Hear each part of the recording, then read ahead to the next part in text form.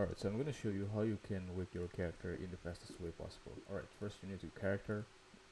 Don't worry about how many separate objects in your character. Maybe you need to separate the legs, maybe you need to separate the body, the head, and etc. It doesn't matter. Second, you need your armature or your skeleton, I would say.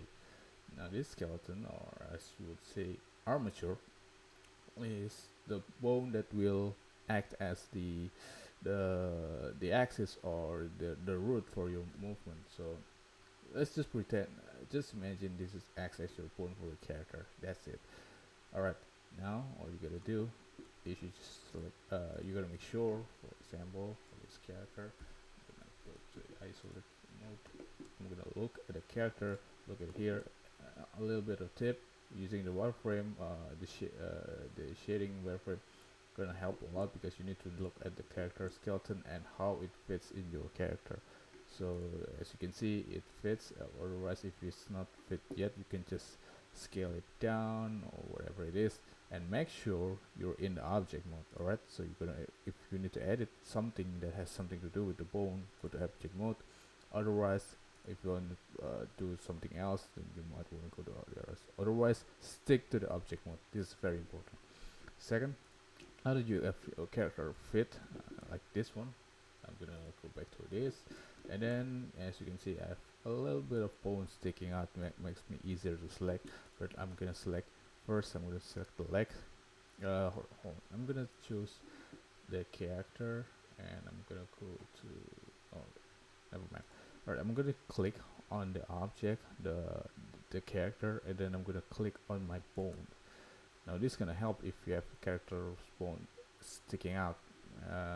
It's really a nice practice. So then you have, once you've clicked it, then what you're gonna do next is you're gonna go right click, go to the parent, and then you wanna go to the automatic weights. Now the automatic weights is just gonna automatically calculate how many mesh or objects that is in around the bone that will move, that will also move. So if we click on this one, notice there's not much any difference, but we go to the pose mode, we click on the bone,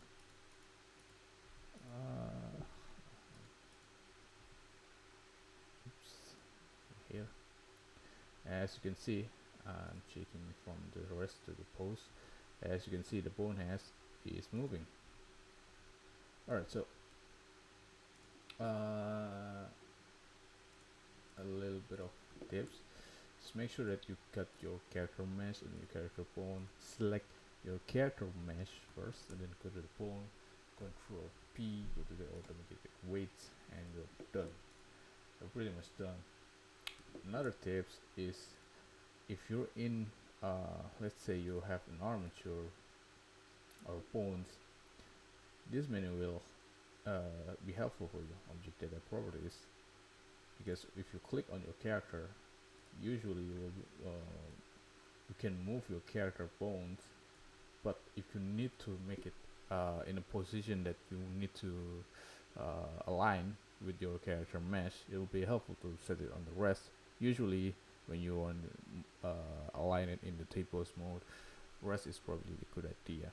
Otherwise, if you want to move your character, go to the pose mode. That's it. And then we can go align the character with the other component. Go here, go to weights, go here again, copy automatic weights. See, it's all very simple. You don't need to paint your character weights or anything in case your characters mesh are pretty simple. Otherwise, well, of course, it's gonna be necessary step, but otherwise just doing this would be enough. And there we go. Okay, right, so as you can see, I have my character animation already on a standby. So if I go to the pose mode and then I'm playing character, and as you can see, my character is moving according to the animation, and if I go look at the wireframe, it moves pretty nicely. Alright, cool. So if you notice, there's this little bit something missing. As you can see, my character, Seiya from Blue Orchid, uh, has this little thing called the I don't know what it's called, the sleeve, arm, whatever it is. It's supposed to connect to the. It's supposed to act as a cloth for the arm. We have rigged the arm, and as you can see it in the previous motion, the arm moves, but the the cloth doesn't follow. Now this is another case I want to show you guys, is that if you have a separate mesh, but it's in join position, like for this one, if I'm going to the edit mode, and as you can see, this is the arm. The cloth is separate from the arm, so it is as if the object is separate. It's not the same object, but I just join it for no apparent reason. So in this case, it will be better if you just separate uh, the object like this one. You select link to ensure that the mesh is separate, because if you do, you can just control L and then just separate it. Right click, separate, selection, and there you go. You can do the same for the other arm. Sorry, control L, separate, selection. Alright, done. Now as you can see, now the object is separate. Also I will do for the tie. L, here, separate, selection. There you go. Now we have this separate object. You can do the same thing for the accessory or the other thing that you just don't really want to join with.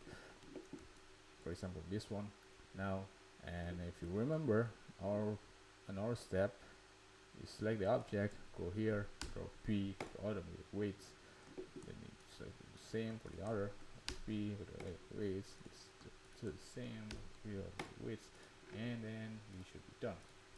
As you can see, well, of course there's some little bit of miss when it comes to the